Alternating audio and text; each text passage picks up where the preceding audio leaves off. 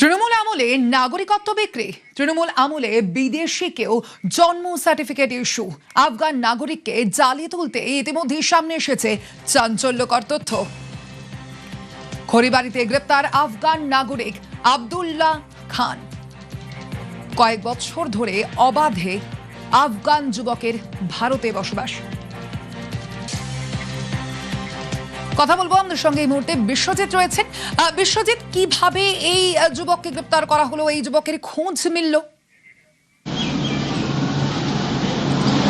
দেখো, এই আব্দুল্লাহ খান তার বন্ধুকে সঙ্গে নিয়ে নেপালের উদ্দেশ্যে যাচ্ছিল এবং সেই সময় কিন্তু ইন্দো নেপাল সীমান্তে মূলত নেপাল যাওয়ার পথে তিনি এই ইমিগ্রেশন দপ্তরে যান ক্লিয়ারেন্স সার্টিফিকেট নিতে। সেই ক্লিয়ারেন্স সার্টিফিকেট নিতে গিয়ে এই কার্যত তদন্তকারী পুলিশ অফিসারদের জিজ্ঞাসাবাদের সম্মুখীন হয়ে তার কিন্তু গোটা বিষয়টি খোলসা আসে। প্রথম অবস্থায় তার কাছ থেকে ভারতীয় নথিপত্র পাওয়া যায়, মূলত ভারতীয় ভোটার কার্ড, আধার কার্ড, বিভিন্ন নথিপত্র, এবং সেই নথিপত্রের পাশাপাশি ভারতীয় পাসপোর্ট তার কাছ থেকে উদ্ধার হয়েছে। এবং যেই পাসপোর্ট মারফত পরবর্তীকালে এফআরও দপ্তর থেকে সার্চ করতে গিয়ে দেখা পড়ে যে এই আব্দুল্লাহ খান, যার বিরুদ্ধে এফআরও দপ্তর থেকে লুকআউট নোটিশ জারি রয়েছে, এবং তাতেই সন্দেহ জাগে। পরবর্তীকালে বেশ কিছু জিজ্ঞাসাবাদে কার্যত কথায় অসঙ্গতি ধরা পড়ে এই আব্দুল্লাহ খানের, এবং তাকে সেখান থেকেই আটক করে খড়িবাড়ি থানায় নিয়ে আসা হয়।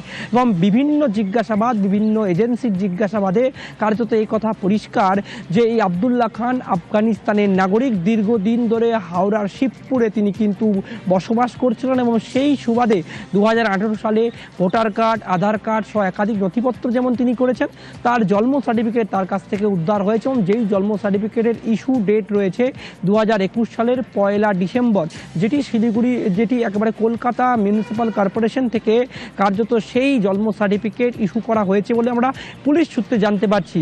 আর এই আব্দুল্লাহ খানের বিরুদ্ধে একাধিক তথ্যের অসঙ্গতি কিন্তু খুঁজে পাচ্ছে পুলিশ, এবং তার জন্যই আজ তাকে শিলিগুড়ি মহকুমা আদালতে তুলে 14 দিনের পুলিশ হেফাজতের আবেদন করেছে খড়িবাড়ি থানার পুলিশ। শুধু তাই নয়, তার সঙ্গে যে সহযোগী অর্থাৎ শঙ্কর বণিক, তাকেও কিন্তু গ্রেপ্তার করা হয়েছে। এই শঙ্কর বণিক দত্তাবাদের বাসিন্দা এবং দীর্ঘদিন ধরে এই আব্দুল্লাহ খানের সহযোগী হিসাবে কাজ করত।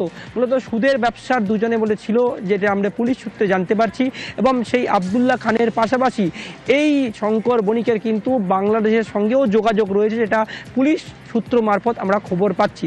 শুধু তাই নয়, এই আব্দুল্লাহ খান পাকিস্তানের সঙ্গেও তেমনি তার যোগাযোগ রয়েছে, কারণ তার স্মার্টফোনে যে সমস্ত নাম্বার পাওয়া গিয়েছে তাতে পাকিস্তানি নাম্বার কিন্তু রয়েছে, যেটা পুলিশ সূত্রে পুলিশের জিজ্ঞাসাবাদে তিনি কিন্তু স্বীকার করেছেন।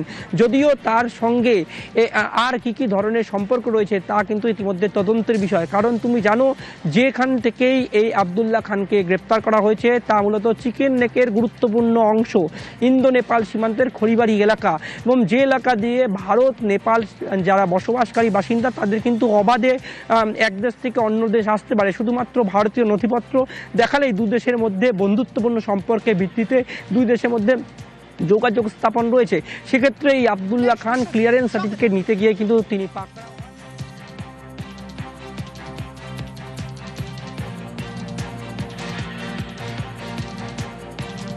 বেশ, বিশ্বজিৎ সঙ্গে থাকো।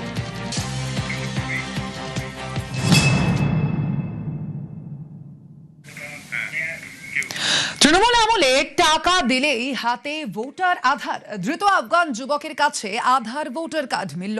2018 সালে ভোটার আধার কার্ড তৈরি করা হয়েছে বলেই সূত্র মারফত জানতে পারা যাচ্ছে। তৃণমূল আমলে টাকা দিলেই কি তবে এত সহজেই ভোটার এবং আধার কার্ড মিলত? উঠছে সেই প্রশ্ন। কথা বলবো, আমাদের সঙ্গে রয়েছেন বিশ্বজিৎ। বিশ্বজিৎ, এই যে ভোটার কার্ড, আধার কার্ড মিলা এতটাই সহজে ছিল, এইটা আমরা দেখতেই পাচ্ছি, একাধিক ঘটনা ইতিমধ্যেই সামনে আসছে। কিন্তু এই যে ব্যক্তি, অর্থাৎ এই আফগান যুবকের খোঁজ ইতিমধ্যে পাওয়া গিয়েছে, তার হাতে কবে, কিভাবে সেই ভোটার বা আধার কার্ড পেল? দেখো, অবশ্যই পুরো বিষয়টা পুলিশ আধিকারিকরা তদন্ত করছে। তবে এই কথা পরিষ্কার যে টাকার বিনিময়ে জাল পদ্ধতি আশ্রয় করে এই আব্দুল্লাহ খান তিনি তার নথিপত্র পেয়েছেন। একবারে ভারতীয়, আফগানিস্তান ছেড়ে ভারতীয় হওয়ার সুবাদ নিয়ে কার্যত তিনি এই নথিপত্র জোগাড় করেন। এবং এই নথিপত্রের ক্ষেত্রে দেখা যায় যে 2018 সালে তিনি তার বেশ কিছু নথিপত্র অর্থাৎ ভোটার, ড্রাইভিং লাইসেন্স, আধার কার্ড তা 2018 সালে তৈরি হয়। কিন্তু আশ্চর্যজনকভাবে তিনি কিন্তু তার যে জন্ম সার্টিফিকেট তা 2021 সালে ইউজ করেন। শুধু তাই নয়, তার ভারতীয় পাসপোর্টও রয়েছে, যে পাসপোর্ট কিন্তু কার্যত সন্দেহ বাড়াচ্ছে। এই পাসপোর্ট নিয়ে তিনি কিন্তু বাংলাদেশ পাকিস্তান অবধি গিয়েছেন, যেটা পুলিশ সূত্রে আমরা জানতে পারছি। যদিও এই আবদুল্লাহ খান সীমান্ত এলাকায় কেন তিনি এই ইন্দো নেপাল সীমান্ত রুট ব্যবহার করছিলেন, এটা পুলিশ জিজ্ঞাসাবাদে তিনি জানিয়েছেন যে তিনি থাইল্যান্ড যাচ্ছিলেন। অর্থাৎ একজন নাগরিক তিনি কলকাতা থেকে একবারে ইন্দো নেপাল সীমান্ত দিয়ে নেপাল হয়ে কেন থাইল্যান্ড যাবে, তা কিন্তু প্রশ্ন জাগছে গোয়েন্দা এবং তদন্তকারীদের। কারণ সেখানে এই কলকাতা থেকে পাশেই এয়ারপোর্ট রয়েছে, এয়ারপোর্ট মারফত তিনি কিন্তু থাইল্যান্ড যেতে পারেন।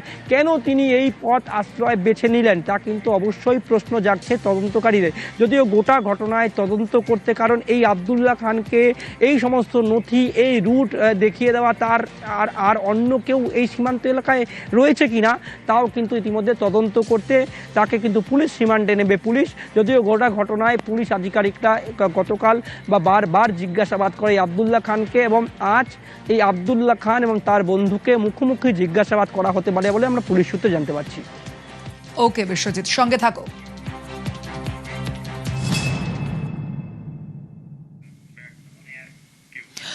পানিট্যাঙ্কির রানীগঞ্জ অভিবাসন দপ্তরে জালে বিদেশি ফরেনার্স রিজিওনাল রেজিস্ট্রেশন অফিসে লুকআউট নোটিশ জারি। নেপালে যাওয়ার আগে ভিসা অফিসে যেতেই গ্রেপ্তার সেই ব্যক্তি। কিভাবে সেই ব্যক্তিকে ধরা হলো জানবো আরো বিস্তারিত। আমাদের সঙ্গে রয়েছেন বিশ্বজিৎ। বিশ্বজিৎ, কি জানতে পারা যাচ্ছে এই বিষয়ে? এই ব্যক্তির বিষয়ে কিভাবে জানতে পারলো পুলিশ এবং তারপরে কিভাবে এই অভিযান? দেখো, মূলত আফগান হওয়ার সুবাদে তার যে মুখমণ্ডল, অর্থাৎ তার যে চরিত্র, তা কিন্তু অবশ্যই পরিষ্কার বোঝা যায় যে তিনি এদেশীয় নন, এবং তার যে কথাবার্তা সেখানেও কিন্তু অসঙ্গতি ধরা পড়ে। শুধু তাই নয়, এই অভিবাসন দপ্তরে তাকে বেশ কিছু প্রশ্নের করা হলে তিনি কিন্তু কার্যত সেই প্রশ্নের উত্তর দিতে পারেননি, যা কিন্তু সন্দেহ বাড়ায় তদন্তকারী অফিসারদের। এবং তারপরেই তার কাছ থেকে একাধিক নথিপত্র, এবং যে নথিপত্রের কার্যত প্রত্যেকটি নথিপত্র দেখা যায় একেবারে নতুন। একজন 1999 সালে জন্মগ্রহণকারী, তার নথিপত্র এত নতুন কিভাবে পেল তাও কিন্তু ভাবাচ্ছিল এই অফিসারকে, এবং পরবর্তীকালে তাকে জিজ্ঞাসাবাদ এবং জিজ্ঞাসাবাদের পর পুরো বিষয়টি খোলসা আসে। এবং পাসপোর্ট যে ডিপার্টমেন্ট রয়েছে, অর্থাৎ এফআরও ডিপার্টমেন্ট, সেখান থেকেও কিন্তু এই আফগান নাগরিকদের লুকআউট নোটিশ কিন্তু রয়েছে, যা গোটা সব মিলে কিন্তু এক প্রকার এই আফগান নাগরিককে কার্যত সন্দেহর ঘেরাটোপে নিয়ে আসে। এবং পরবর্তীকালে এই গোটা ঘটনায় তাকে আটক এবং জিজ্ঞাসাবাদের পর তাকে কিন্তু গ্রেপ্তার করা হয়েছে। যদিও সীমান্ত এলাকায় এই আফগান নাগরিক গ্রেপ্তার নতুন নয়, কারণ এর আগেও আমরা দেখেছি যে এই ইন্দো নেপাল সীমান্তে চীনা, পাকিস্তানি একাধিক নাগরিক গ্রেপ্তার হয়েছে। প্রচুর চীনা নাগরিকের কাছ থেকে জাল আধার কার্ড উদ্ধার হয়েছে। সেক্ষেত্রে এই আফগান নাগরিকদের আধার তা কি এই সীমান্ত এলাকা থেকে তৈরি হয়েছিল কিনা, যাও কিন্তু তদন্ত সাপেক্ষ বিষয়। যদিও পুলিশ এই তদন্তের জন্য ইতিমধ্যে যে সমস্ত নথিপত্র পাওয়া গিয়েছে তা কিন্তু কোনোভাবে খোলসা করছে না। ওকে বিশ্বজিৎ, ঠিক এইখানে পুলিশের তরফ থেকে ঠিক কি বলা হচ্ছে শোনাবো দর্শকদের। डॉक्यूमेंट्स में हमें तफावत मिल रहा था, तो इसलिए हमने इसको डिटेन किया हुआ है। वो डाउटफुल है, इसलिए तो उसको पेश किया हुआ है, डिटेन किया हुआ है, और उसके अगेंस्ट जो भी केस किया है अब हम इन्वेस्टिगेशन करेंगे, उसके बाद पता चलेगा। एफआरआर उसने लुकआउट था, उसी बेसिस पे उसको हमने यूज किया हुआ है। अभी नेक्स्ट इन्वेस्टिगेशन में क्या क्या आता है वो देखते हैं। এই যে আব্দুল্লাহকে পাকড়াও করা হয়েছে, এই আব্দুল্লাহ থাকতো হাওড়ার শিবপুরের শিলবস্তিতে। আরো এক আফগান নাগরিকও থাকতো বলে দাবি করা হচ্ছে ইতিমধ্যেই। আব্দুল্লাহর সঙ্গে থাকতো আফগান নাগরিক নিয়ামত। আমাদের সঙ্গে এই মুহূর্তে রয়েছেন দেবাশিস। দেবাশিস, এই যে দুই ব্যক্তির নাম পাওয়া যাচ্ছে, অবশ্যই প্রাথমিকভাবে আব্দুল্লাহকে ইতিমধ্যেই পাকড়াও করা হয়েছে এবং তার পাশাপাশি নিয়ামত, এই দুজনের ঠিক কি সম্পর্ক বলে জানতে পারা যাচ্ছে এখনো পর্যন্ত? এরা কি করতো এখানে, কি জানতে পারছো পুলিশ সূত্রে? দেখো, স্থানীয় সূত্রে খবর, তারা কিন্তু যা রয়েছেন সেখানকার যুবক বা মানুষরা, তারা দীর্ঘদিন ধরে কিন্তু আব্দুল্লাহকে দেখেছে। এমনকি কিছু মানুষ রয়েছেন যারা আব্দুল্লাহর বাবা, অর্থাৎ ফজল খান, যে এই যে 8 নম্বর শিলবস্তি লেনের যে আবাসন ফার্স্ট ফ্লোরে যে ঘর ভাড়া নিয়েছিলেন, সে হচ্ছে ফজল খান, অর্থাৎ আব্দুল খানের বাবা। তারপরে সে যখন ভাড়া নেয়, ভাড়া নেওয়ার কিছুদিন পর, সে চলে যাওয়ার পর বেশ কয়েক বছর আগে থেকে কিন্তু এই আব্দুল্লাহ এখানে থাকতো। আব্দুল্লাহর পাশাপাশি এই একই ফ্ল্যাটে থাকতো নিয়ামত খান, যারা দুজনের নাম পরিচয় হচ্ছে তারা কার্যত কাপড় ব্যবসায়ী বলে নিজেদের পরিচয় দিত। মেটিয়াবুরুজ এবং হাওড়ার বিভিন্ন যে কলকাতা যে হাট রয়েছে সেই হাটগুলিতে কাপড়ের ব্যবসা করতে এবং বেশ কিছু জায়গায় তারা ঋণ দিত, অর্থাৎ ঋণ পরিষেবাও দিত। এই কাজই তারা করে বেড়াতো।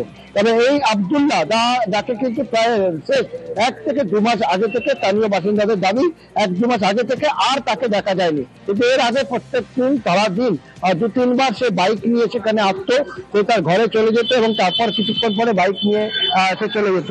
তার বাড়িতে রয়েছে এক রাঁধুনি, যারা এই নিয়ামত এবং আব্দুল্লাহর জন্য যিনি রান্না করেন, তিনিও বলছেন তিনি ছুটিতে ছিলেন।